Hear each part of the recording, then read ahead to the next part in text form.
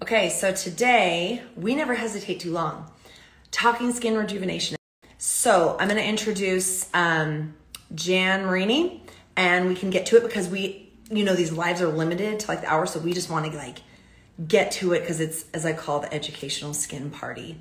So Jan Marini, of course, founder of Jan Marini Skin Research, but over 30 years of experience in this industry and really broke into the medical part of bringing skincare into the medical community and finding purpose there. She speaks at medical conferences, including the Royal Society of Medicine in London, numerous patents, recognized by New Beauty magazine as one of the top 20 innovators in the aesthetic space.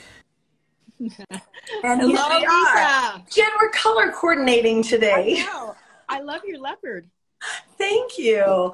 Always a pleasure to see you. I've introduced you, but I guess to the whole community, I'd say, because of your background and still what you continue to do in this industry, it's always such a privilege to be able to speak with you with everybody. Aw, thank you. So we're going to talk, like I mentioned, we have a lot of fantastic questions to cover, which leads us in so many places of skin in general, but this is about skin rejuvenation. And so to kind of define that, if we just jump right in, what can you kind of explain the process of visible aging? Like what is kind of applicable to all of us in visible aging? Okay. Well, and I'm so excited to be here today. Really, when we talk about the aging process, which is really, really complex, so I'm going to greatly oversimplify it. But in terms of what we see in the mirror, when you touch the outside of your skin, you're touching the stratum corneum. That's a dead layer. And those cells are shedding constantly. In fact, all over your body, you shed about 500 million cells a day. Now, what they're supposed to do is they're supposed to lay like shingles on a roof or fish scales in a real even, cohesive manner. And in between those cells, you've got these substances that give your skin lots of moisture. We call them hygroscopic substances. They give your skin volume and they make it look just really luminous and soft and all of that. And barrier function. And there are things like mucopolysaccharides, ceramides, phospholipids, hyaluronic acid. Now, as you age, those cells actually sit on the surface longer and they thicken. So they get thicker. That's why your skin starts to look coarser. Your follicles can look larger. The skin begins, you start to see crepiness and maybe little fine lines. So that layer that should be really thin and compact, like a baby skin, it gets thicker. Now your dermis, on the other hand, your dermis is 80% collagen. And as you age, you start losing that collagen. You probably start losing about 1% in your 20s every single year, but with sun exposure, the environmental issues, by the time you get into your 60s, you can have lost as much as 60-70% of your dermis, and then kind of everything collapses. That doesn't look very good. So what you want is you want a really thin, compact stratum corneum, like a baby skin, thin, thin, thin. And you want a nice thick dermis. And you know what people always say to me? They always say, but Jan, if I use acids and I use retinol and I use all these things to resurface my skin, aren't they going to thin it? And I have a sarcastic answer. I say, I hope so. Thin, compact stratum corneum, thick, robust dermis. Yeah. Yeah. I sometimes have to qualify that when I feel client skin and I can feel like this thick dermis that's intact. I say, ooh, I love when you have a meaty dermis, and they have no idea what I'm talking about. But I see it as also the reverse of sun damaged skin. We see a leathery skin, coarse epidermis, collapsed dermis. Okay, so with this aging process, how much are we in control of, or what can we do? You know, like some people say it's genetic, where, you know, aging's inevitable. What can we do? What's within our control? Okay, well, that's a big question, but I have some answers. Okay, so first of all, most of the damage you're going to see in your lifetime was programmed into your skin before the age of 10. It gets programmed into your DNA. At least 50% by the age of 20. It takes 10, 20, 30, 40 years to show up. So if we look, and I can get more into this later, if we look at what we call heredity and what we call intrinsic aging, as opposed to extrinsic aging, the sun exposure, heredity and Intrinsic aging is about 4 to 5% of the entire aging process. So we can get more into that. But what can you do? Okay. So the first thing that you want to do is, number one, you want to thin and compact the stratum corneum. We kind of talked about that. And that would be the skincare management system. So usually when I talk about what you can do, I always say there's no exceptions. It's non-negotiable, because you can do whatever you want. But if you really want to address these issues, if you really want to make your skin look substantially younger and smoother, and also address a lot of the other kinds of concerns like rosacea and appearance of rosacea, acne, and all those kinds of things. Skincare management, number one, okay? Because what that does is that is going to supply those factors that actually dissolve and dislodge the glue-like substance or cellular cement between your cells, and it causes those cells to come off naturally without inflammation. It also goes into your follicle, and it does the same thing in the follicle. It unglues the cells in your follicle, which is the beginning of the acne process. And I could go on and on about all the other things that those components in the skincare management system are able to do. But also, there are things in there that help to address the damage that's been programmed into your skin. Okay, so we can go more into that if you want, but that's number one, skincare management. The second thing is, you need to ask yourself, everyone should ask themselves, if there was something I could change or improve about my skin, what would it be? Now, let's say your first concern is acne. Maybe it's discoloration, which is also, you know, part and parcel of the aging process. Maybe it's rosacea. Then you need the secondary product that's going to specifically address those issues and resolve them. And I always say to people, if you come up with 3 or 4 things that you're concerned about with regard to your skin. Some people have acne and they have discoloration. Some people have rosacea and they have acne and they have lines and wrinkles. If you're able to resolve all of that, think about how you'd feel about your skin. Yeah. Yeah. And I like that approach, because when we're working that in with a client with varied concerns, it's that every product should have a purpose to what your concerns are. That it's not just like, I don't know why I'm using this and what they're doing, that everything has a purpose. I want to jump to one of the questions, but maybe like before trying to define, I could see like maybe viewers or clients getting confused on this, but what about when we're talking about a thin, compact epidermis? Like, how does that, because that seems counterintuitive to a healthy barrier function. So how does that foster proper barrier function? Okay. Well, when these cells begin to pile up, that's called increased corneocyte cohesion. And they're dead, and they lose their ability to protect you. So when you have those hygroscopic substances in your skin, think about this. Here's a good analogy. Okay. You have an 8-year-old kid. Kid comes home from school and says, and mom says, how was your day? And the kid says, well, you know, my day was okay, but boy, my skin sure feels dry. Okay. Now, if you look at that child's skin, that 8-year-old skin is incredibly thin. And whether you put them in humidity, whether you put them in cold weather, hot weather, it's the snow, their skin just adapts. And that has to do with the fact that they have all these hygroscopic substances, and it's very thin and compact. So your outer skin wasn't meant to be thick and coarse.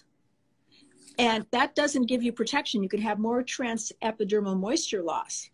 It was meant to be very thin and very compact. It's your dermis that you want to be thin. So stratum corneum, then there's the epidermis, then there's dermis.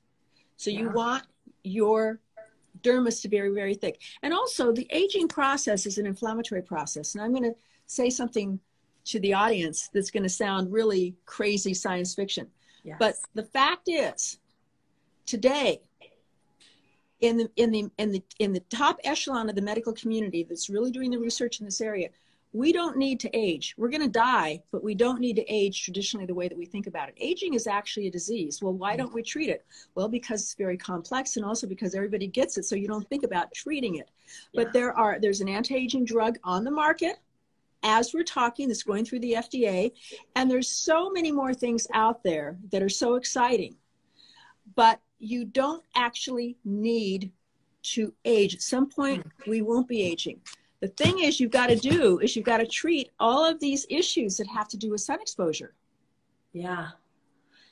Yeah, that is underestimated. Even though we overemphasize it or we emphasize it, it's still underestimated, is that sun exposure. Okay, I want to jump to one of the questions we were given that it is probably one of my most common questions on Instagram. I think it represents a lot of the community who's engaged here. And it is, wait a minute, why, like, I have acne and I'm aging. So I have clients in their 30s, 40s, 50s who are like, why do I have the skin of a 16-year-old boy and I'm 40, you know? So that's always what's happening, where it feels so like, I thought this was a teenage thing. Why is this happening? How do those go together? Okay. Well, first of all, whether you have acne as a teenager or whether you have it as an adult, it's the same process. In other words, the things that go on in your follicle that cause you to break out are exactly the same. Some of the causative factors may be a little bit different. And acne is an epidemic today in women in their 20s, 30s, 40s, and beyond. It is definitely an epidemic. And a lot of these individuals will say, I didn't really have it much as a teenager, or I had it and it kind of went away. Then it came back in my 20s or my 30s, and it's worse. And oftentimes the difference is you can get acne as an adult anywhere, but in a lot of women, it's perioral and it's along the jawline. It's very stubborn. Typically, people often will get nodules and mini cysts. Individuals go on Accutane, skin improves, it comes back. So this is something that there is no cure for acne. And the reason that you may get it as an adult, it's a multitude of factors. I would say probably 99% of the time it has to do with a very mild testosterone sensitivity or producing some free testosterone. You don't go out and get a blood test because it's not going to show up in a blood test. There's a wide range of normal. But what happens is that sensitivity gets together with certain enzymes that are harmless in your follicle. They shake hands and it forms dihydrotestosterone, the most aggressive form of testosterone. Now, we can address that. So that's where, when you ask yourself if there's something I could change or improve, that would be duality. And duality not only addresses the acne, and in proof of concept, I've worked with Accutane failures, many Accutane failures, people that have failed everything. We typically get complete, total clearing. And we can de-age the skin, the appearance of skin, and treat the acne at the same time. And that's the dilemma. Okay, do I treat my acne and maybe I dry my skin out and, you know, I have all this, you know, flaky skin, or do I treat my aging and make my skin break out worse? So with the skincare management system and duality, we can do that. We can address those issues at the same time.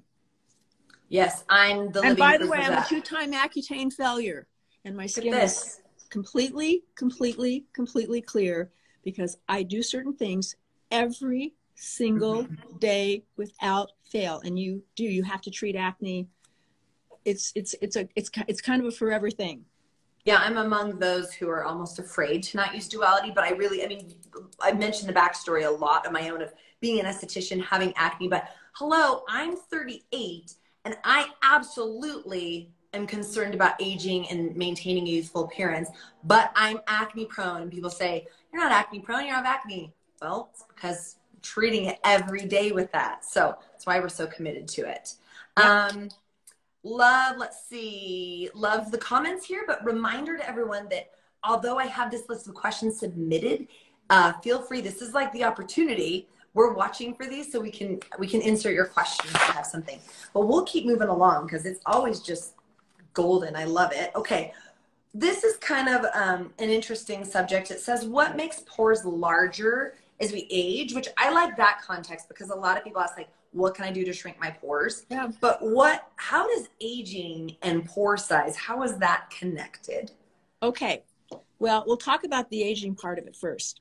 So when your pores are surrounded by your dermis, And your dermis, if you have a nice robust dermis, this is another reason why you want to have a nice thick dermis, is that it acts like Spanx around your pores. It provides a rigid support system. Now, as you age and as you begin to lose collagen, that support system starts to weaken. It's like Spanx. You know, your Spanx start to give out. It doesn't hold you in the same way. So what we do, particularly with skincare management and also using retinoids and things like that, is we are able to significantly address the appearance of pores.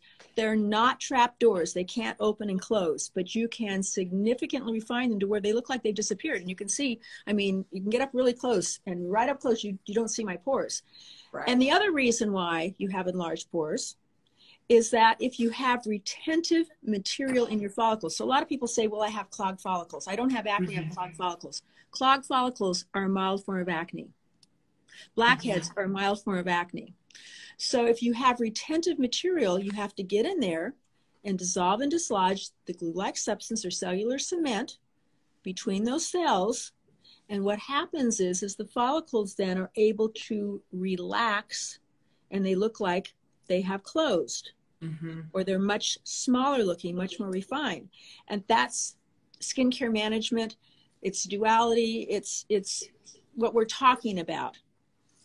Yeah, I love that answer. I also, when I look down all the time, I'm taking notes. So I'm always taking notes, even if it's familiar information. It's so important to me, always educated. Okay, I love that. So this question here we have at the bottom is, can sun damage be reversed? So we talk about all the sins of the sun, but can it be reversed? Because a lot of us, the unfortunate thing is, like, when we're 10, when we're 15, when we're 20, we don't see the immediate effect, maybe other than a burn. We don't see the immediate effect of what we're really doing and paying for decades later. And so we don't act differently. But then we come now when people always wish they would have done differently. I know. It's if always we've done hindsight. The damage, hindsight. Can it be reversed? What can we do? Actually, there's a lot you can do to reverse it. So first of all, there's what you see when you look in the mirror. And when you start resurfacing the skin and you're working with the skincare management system, literally in a day or two, you notice a difference in terms of the smoothness of the skin, the luminosity, the softness. Now that sets up conditions for your skin to begin to respond differently. Secondly, getting into working with a retinoid, and not all retinoids are equal. So, right. And I'm not saying that there aren't good retinoids in drugstores and places like that, but what we're talking about is quite different. Retinoids actually are able to change gene expression. And I'll get more into that in a second. But they can thin and compact the stratum corneum. They thicken the dermis up to twice as much. Now, these are studies over 40 years. These are histological studies. There's no argument here. This is not controversy.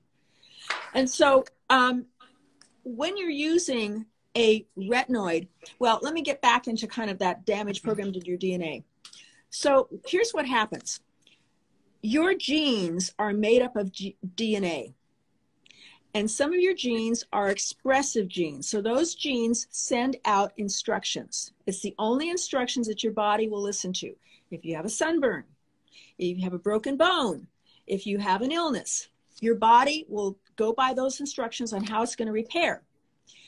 So what happens is, as that sun exposure, and there are other factors as well, but as it's absorbed into your DNA, what happens is that it begins to compromise those instructions. And think about it at a very simple level. If you're 30, do you heal the same way you did at 5? If you're 50, do you heal the way you did at 20? So as we go on, we're less able to repair until at some point, if you look at it on the big grand scope of things, at some point you're unable, your immune function just doesn't function anymore. The definition of aging is a loss of immune function and capacity in every organ in the body, including the skin, and then you pass on. So what these retinoids are actually able to do is change instructions coming from your DNA. That's known as gene expression. So when you look at somebody, they've even done studies on twin girls. You have two twins. They're identical. and both are using the same skincare, but one starts using a retinoid, 10 years later, you can have one twin looking 10 years younger than the other. Yeah. So this is profound. So we do have things that can make a huge difference in how the skin functions. And when you put that together with resurfacing and being able to address acne and being able to address the appearance of rosacea, discoloration, you have skin. And I mean, I have to tell you, when I talk to the media, when I'm interviewed, I always get asked the question, so why do you do all the research and development? You know, what motivates you, et cetera, et cetera. And I give the same answer every time when I say I do it for me. I'm selfish because I don't want rosacea. I don't want acne. I don't want discoloration. Yeah. I don't need another product. I need a solution. And believe me, I'm focusing on solutions because I'm going to be 69 in December. So I need all the solutions I can get. But the average woman has over $600 in product in her bathroom she doesn't use. So we really all want to be able to go through that whole skincare maze and determine what is it that's really going to actually make a significant difference. Yeah. Yep. I love that. Okay. So people underestimate retinols too. Okay. I love the explanation. So I want to jump to some of these that are on here. This one might be a shorter answer, but does milia fit into aging? Because there's a lot of theories on that, but this individual is seeing it more as she ages. What's that even connected to? Okay. Well, first of all, there can be hereditary tendency. But a lot of it has to do with your sun exposure because milia, true milia, is a cornification of the sweat duct. So you see a little white thing on your face. It looks like it's almost like a little pustule, but no matter how much you try to squeeze it, whatever, you can't get anything out. You just destroy your skin. Yeah. But if you pop one out, like if you extract them, they're more of a hard seed-like. Yeah. And so your sweat ducts are constantly expelling various materials, you know, minerals, sweat's made up of salts, all kinds of things. If they're not functioning as well, or they're somewhat compromised, then what happens is they don't expel it quite the same way. So part of that can be hereditary, but it's also sun exposure. Now, you really need to get them extracted, but once you do, how do you keep them from returning? Well, they're less likely to return if you're working with the skincare management system because you're constantly resurfacing and you're also making certain that the skin is functioning a little differently, and also working with whatever other necessary items that's going to make the biggest difference in your skin. Yeah. Okay. I like that. Does it have anything to do with, if you read online, you hear some wacky things, but like the richness of the products you're using, does that contribute to the cornification? That's going to, okay. First of all, you could have a product that's really thick and really emollient, and it will be less likely to have an effect on your skin in terms of acne, and that's what you should be concerned about, not so much the milia, the acne. Then a product that's really thin, and maybe you look at it, you go, oh, this can't possibly hurt my skin. It just goes right in. It's so thin, it's watery. So what it is, it has to do with whether the ingredients are able to trigger, exacerbate the acne process. Some ingredients are comedogenic. They're acneogenic. Some ingredients have no known ability to cause acne. Now, also it has to do with how you put them together and a lot of other things. But to give you an example, right now, people are obsessed with coconut oil. It's natural. Coconut oil is the highest rating that you can give an ingredient for acneogenicity. Yeah. So the scale goes from 1 to 5 plus or more. Yeah. I know. So I'd say coconut oil is like a 5 plus or more. Coconut oil is not a moisturizer, natural or not. This question came in: collagen loss as we age.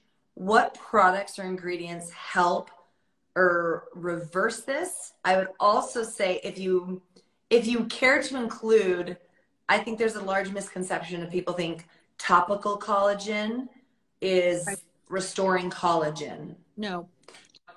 Topical collagen is a is a very large moisture molecule. So while it can attract some water and it might make your skin feel better temporarily, it's not going to do anything. And there's a couple of things. First of all, when you're using retinoids, you're stimulating a lot of collagen. When you are using the skincare management system, you're encouraging the skin to function very differently, which goes into the encouragement of collagen production, thickening the dermis. Now, there's another issue here, and it's called volume. So as much as 50% of what we perceive as inevitable aging is loss of volume. Now, volume, to give you an example, there's something called the youthful triangle. The youthful triangle is where the highest point of the face should be the cheekbones. And then it narrows down into a well-defined jawline. So it's kind of heart-shaped. Now, as we age and you lose volume, and that's all those things I was talking about in the skin, hyaluronic acid, mucopolysaccharides, ceramides, phospholipids, what happens is that the skin starts to lose volume, the cheek pad starts to move down. First thing we see is a nasolabial fold or a smile line gets deeper. And then what happens is as it moves down, eventually this part of the face is actually wider than this part of the face. Okay, that's loss of volume, as much as 50% of the aging process.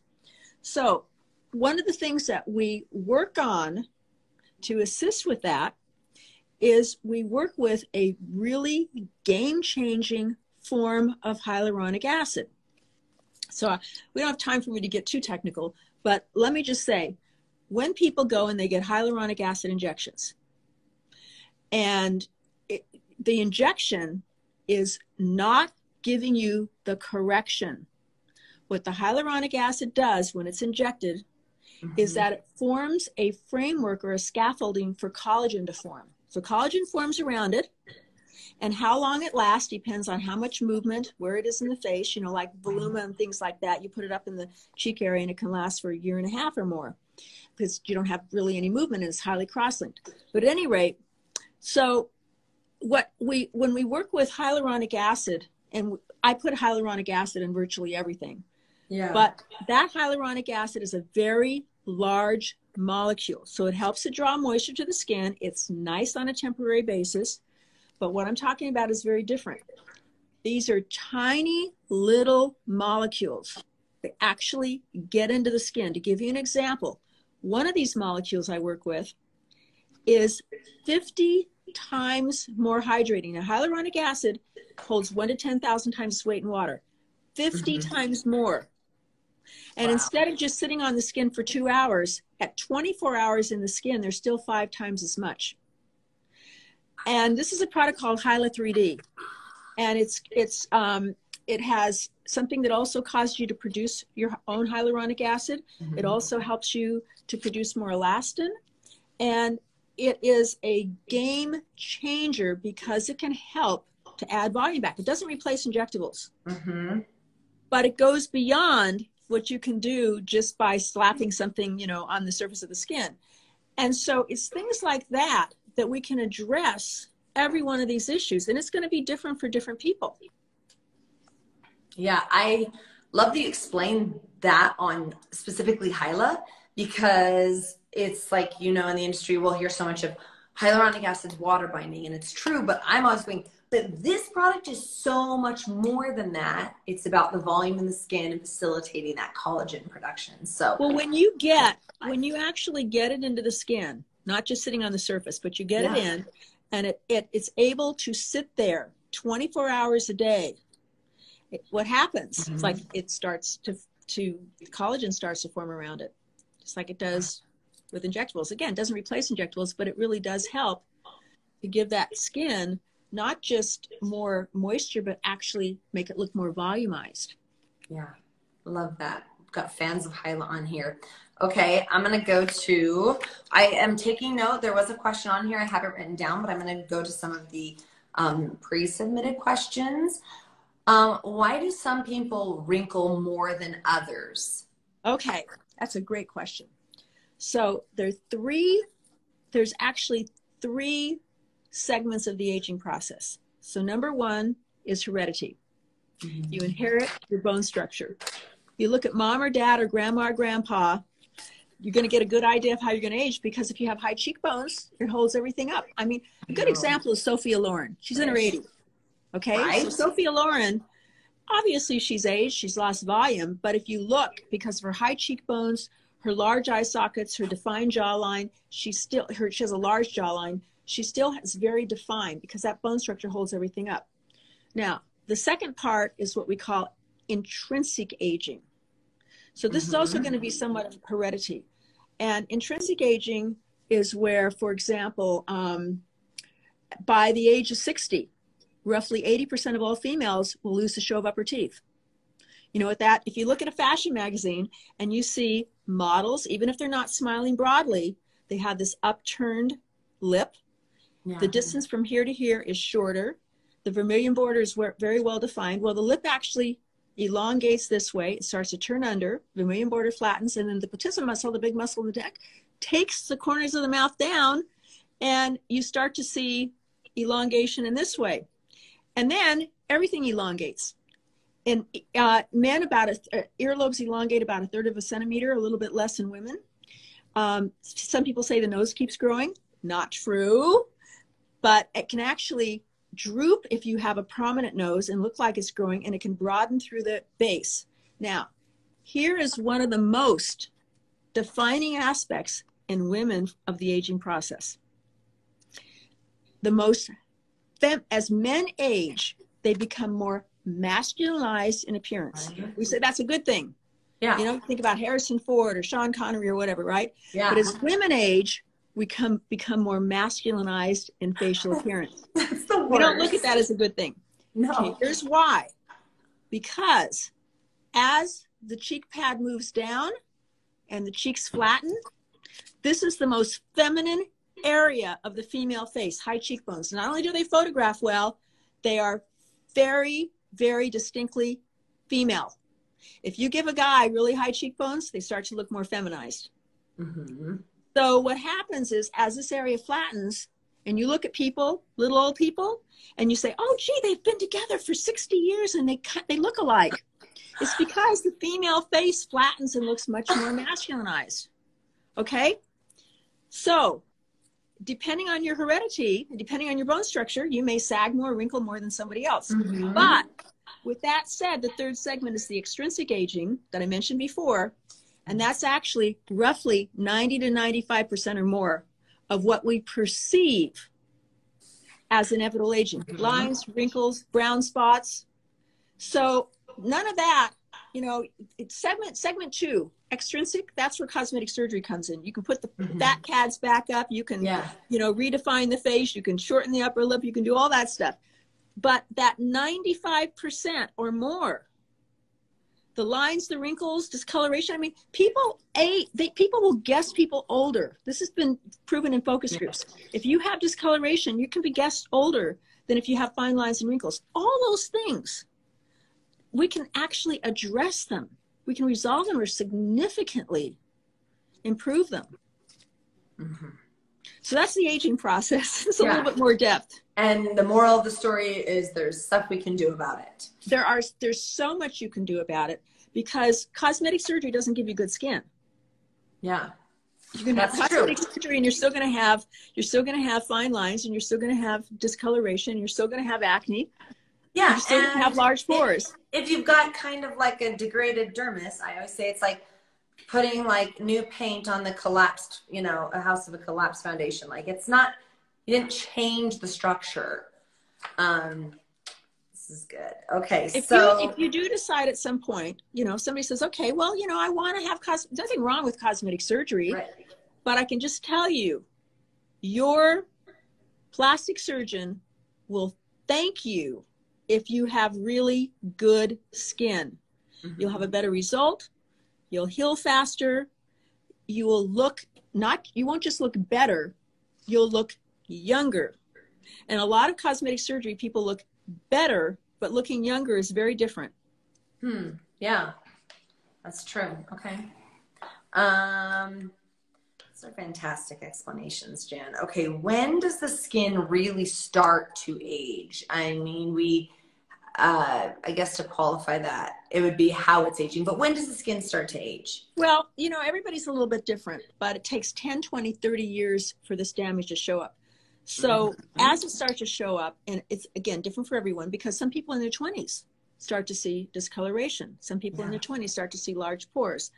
Some people will say, well, gee, you know, I'm starting to get little fine lines. And then as you get older, it's just more exacerbated. It's more pronounced. So with every decade that goes by, and depending on how much sound damage you've had, I mean, or if you're a smoker, I've seen people who are 40 that look 70 because the smoking and the sun damage. So, yeah. Also, what about, this is kind of coming to me based on what I'm seeing with clients. What about, would this be accurate? Those who, I look at clients who are very, very lean, and they don't have, whether they've lost weight or they're naturally, we'll just say very, very thin. They seem to be prone to looking more aged because volume. So is that something that would be legitimate as far as if they are just maybe a naturally thinner person, they're going to look more aged, or is it more to their lifestyle? Well, yes and no. Because when you talk about volume, give you an example. You could say a person who is heavier has more volume here. But do you want volume here? Do you want a double chin?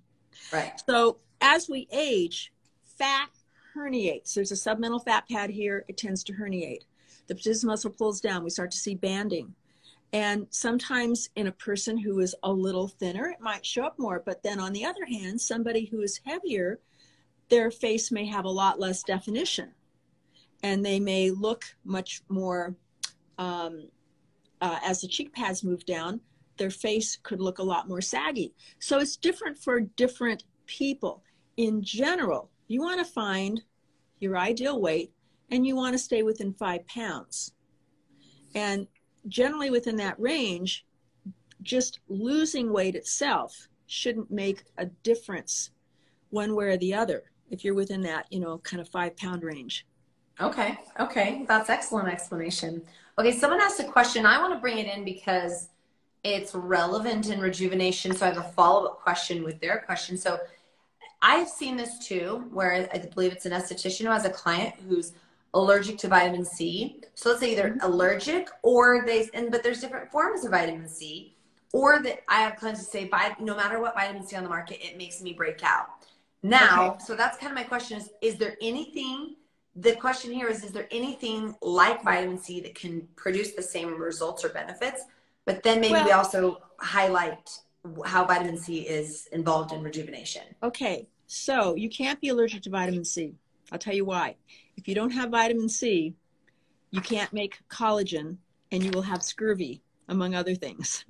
And scurvy was an epidemic many, hundreds of years ago, because, for example, if you were in the Navy, maybe you're in the British military, and you're out at sea for months at a time, and you're basically living on dried pork or something, you get scurvy. And so your connective tissue and your collagen, you have a hard time, another rickets scurvy. Okay, so nobody can be allergic to vitamin C.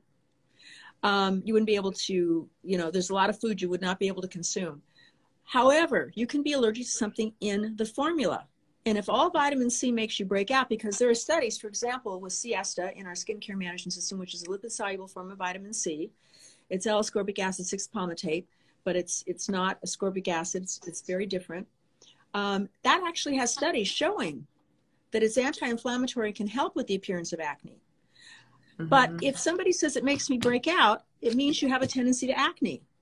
Now, if you're having a true allergic reaction, it's contact dermatitis. You're going to itch, you may have hives, you may swell, but you have some kind of a rash. If you're breaking out, we need to address the breaking out. And I hear this a lot, and I can tell you something. If I get somebody's skin complete, total clear, they're not going to tell me that this or that product breaks me out unless there's something in there that tends to cause acne, tends to be a causative factor. It's a comedogenic ingredient. Okay. All right. That's a good one. So what, following into that is, so we have Siesta serum in the management system. What's the relevance of vitamin C and siesta has something added, but what's the relevance of that to skin rejuvenation or anti-aging? If we need it for collagen, you did mention that. Right. Okay. Well, there's something in siesta. Even if I took the vitamin C out, and we could spend hours talking about all the vitamin C studies and how it stops the sunburn cell and on and on and on, and what it does to all the damage programming in your skin. There's something in there called DMAE, dimethyl amyl ethanol. Now, what this is a precursor to acetylcholine. That's a major chemical messenger in your brain. And one of the functions of acetylcholine is that your nerves throughout your body spark acetylcholine into the muscle. Even your facial nerve sparks acetylcholine into the muscle. And what it does is it gives you what's called correct anatomical muscle positioning. Now, you want to call it muscle tone, that's fine. So, and again, even the facial nerve. So what it does is it helps to keep you defined. It helps to keep your cheek pads, kind of nice and high. It's not the entire answer to the aging process, I promise you, but it's one little piece. Now, as you age, it could be we produce less acetylcholine, but it could be that the receptor sites are compromised so that muscle doesn't pick it up the same way. I defy anybody to tell me that you have the same muscle tone when you're 60 as you did at 20. And believe me, I exercise a lot. Yeah, you do. And I'm really glad that I do. But I know that at 20, if I didn't exercise, I'd have good muscle tone. So what this is, and this is a study that was presented at the American Academy of Dermatology, is double-blind, half-face, random placebo. So what they did is the people didn't know what they were using, but on the side of the face where they were using the DMAE, they noticed that the jawline was a little bit more defined. They noticed that the nasolabial fold was more pulled back. The cheek pad was a little higher. They noticed that sometimes one eyebrow was higher than the other. The neck looked better. And what they actually determined is that the effect is persistent. Now, what does that mean? Well, today, a lot of products have what we call film formers. And it forms kind of a film on the skin, and temporarily it makes you look a little more contoured or lifted. Yeah. That washes off. Okay, so what the persistent meant is that, let's just say you use siesta for 3 months or 6 months, and then you stopped.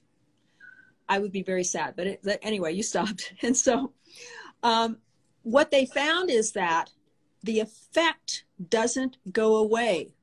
It has a permanency. The skin simply ages back, just like it would after cosmetic surgery. DMAE is also one of the most powerful anti-inflammatories. It's a delivery agent. I could go on, but it's a little miracle product, and that's why the skincare management system is so critical, because there are components throughout the system that address all these different issues. Yeah. Yes. And I love and appreciate the lasting effect, because I push away from any of the gimmicky stuff that. Oh, and by the way, you can see the effect in about the first less than 2 minutes. So if you draw an imaginary line down your face, if you never use it, you do one side right up to the hairline, on the neck, behind the ear, underneath the eye. You will notice within less than 2 minutes, you'll start to see, or you'll definitely see a difference.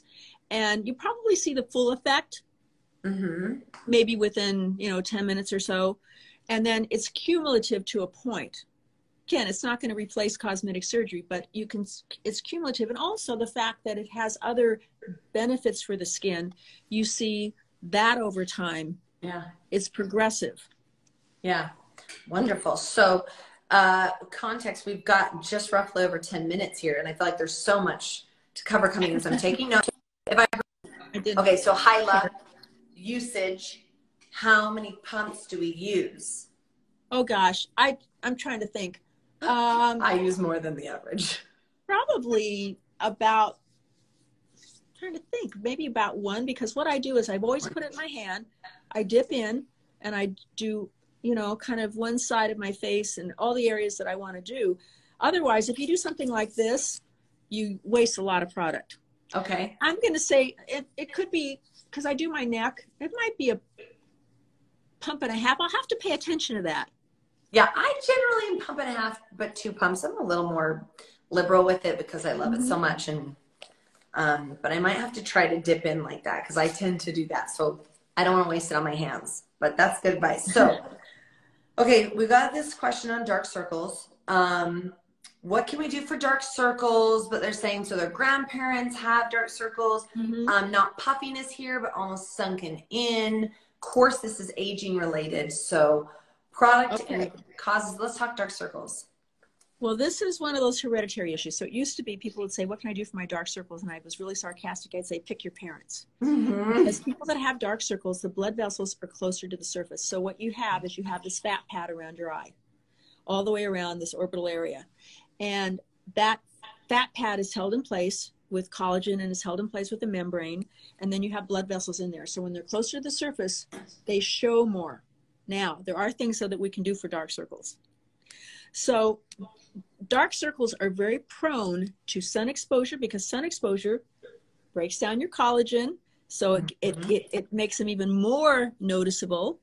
And secondly, it creates inflammation.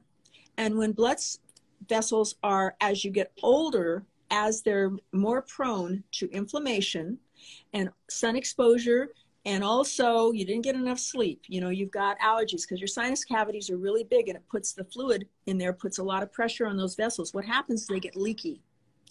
Now, when they get leaky, it looks even worse because there is something called bilirubin and verdirubin that gives you the coloration in the blood, and that stains the skin. Okay?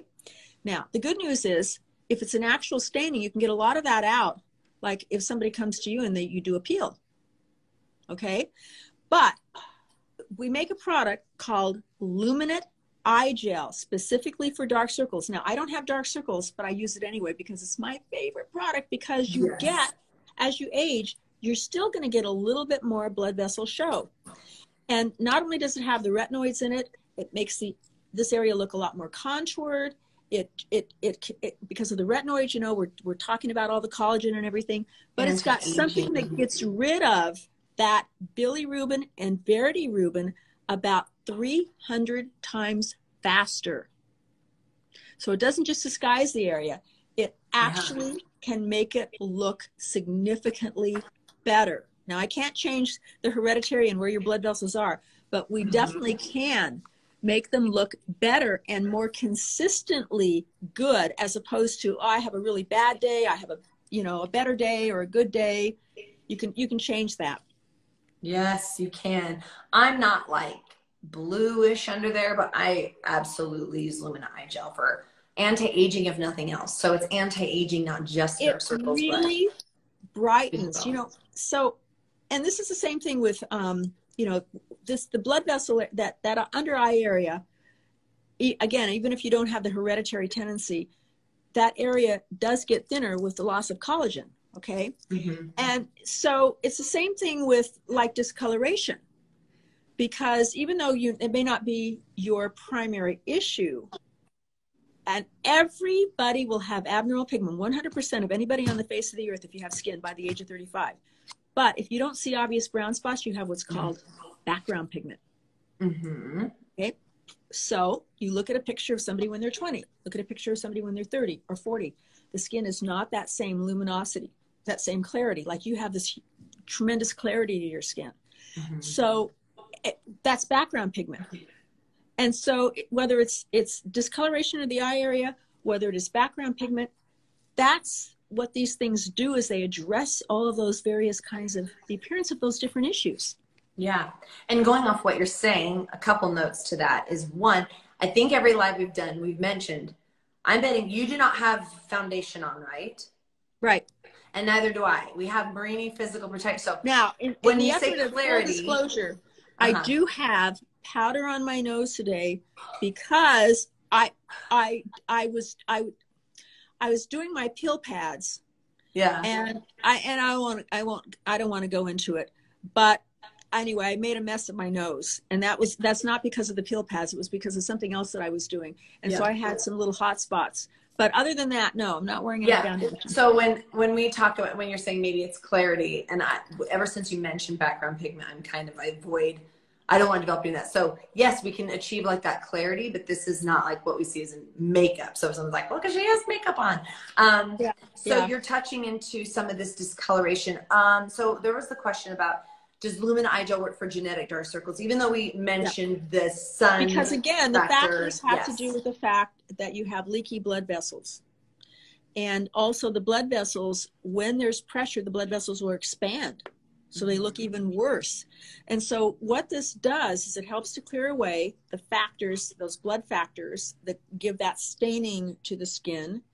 It also, because it has the retinoid in it, it's going to make a big difference in terms of how that contour around the eye area looks. You know, hopefully maybe able to encourage more collagen, which disguises the appearance of blood vessels, all of those issues. Yes. Okay. And so you went into background pigment and just that discoloration in general. So since we just have minutes here, I think we'll wrap up with this question, but what about, so discoloration, making the skin looking older, we kind of talked about that, but then some questions were thrown here about melasma specifically, which would be a little different sometimes than straight sunspots. So dealing with melasma and kind of the causes and that, because that one comes up a lot. Okay. So technically, melasma has a hormonal undercomponent. It means mask of pregnancy, and it's usually people that are pregnant. If you're not pregnant, it's technically chloasma, but that's okay because we can call it melasma if you want, and it's everybody calls it that anyway. So there's a hormonal component, but regardless of whether there's a hormonal component or not, that the underlying factor that's going to exacerbate it and really wreak havoc is sun exposure. Now, we make a product called Luminate Face, and it addresses several issues, and we don't have time to go into all this. I think we did something on pigmentation, but anyway, so they can go into your archives and look at that. But so when you talk about pigmentation, what goes into the manufacture of pigmentation is something called active tyrosinase. So you have one segment of your pigment producing factory that is more yellow-red, and you have another branch that's more brown-black. So depending on ethnicity, etc., you produce more yellow-red or you produce more brown-black or combination. And what happens is that the keratinocytes take that to the surface, okay? So it sits there on the surface. And there's two things that you've got to do for pigmentation. One, you want to get the old pigment out of the surface, and you can get a difference in how it looks like so fast to a point, because the skin's going to look a lot brighter, a little bit more even tone. And then you want to address what's going on in the skin, that why is it throwing this pigment off unevenly? And so you use things called tyrosinase inhibitors. That's number one. But number two, and this is the game changer, you have a melanocyte stimulating hormone. You have a hormone in your body. Everybody has it. You could be a redhead with freckles. You could be really, really, really dark. You have about the same amount, but you have a little more if you're pregnant, a little more if you're on birth control.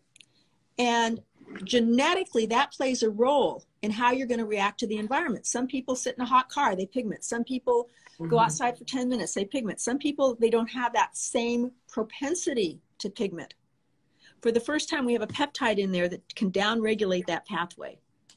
And there's other things in there as well, retinol and turmeric, which has this huge effect, and it's another long story on how we can get it colorless and how we can actually take the active chemical.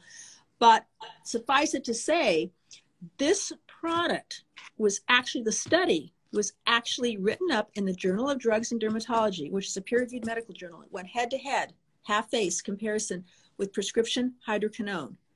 It won. So it's a real game changer, and it de-ages the skin at the same time, the appearance of skin. So these are those are the kinds of things that you want to use with the skincare management system. Yeah, they're exciting. For those who don't know, that has a retinol to it. So even though we mentioned the other components. Okay, so I think we have to wrap up before it's going to kick us out.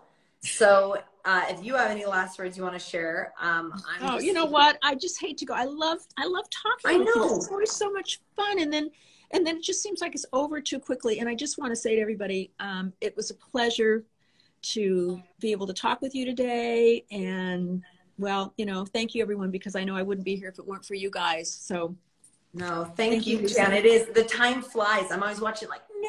I feel like it's just going like sand in the capsule. It's just, time's flying. I love it. I appreciate everyone who joins in. It's why we keep doing it.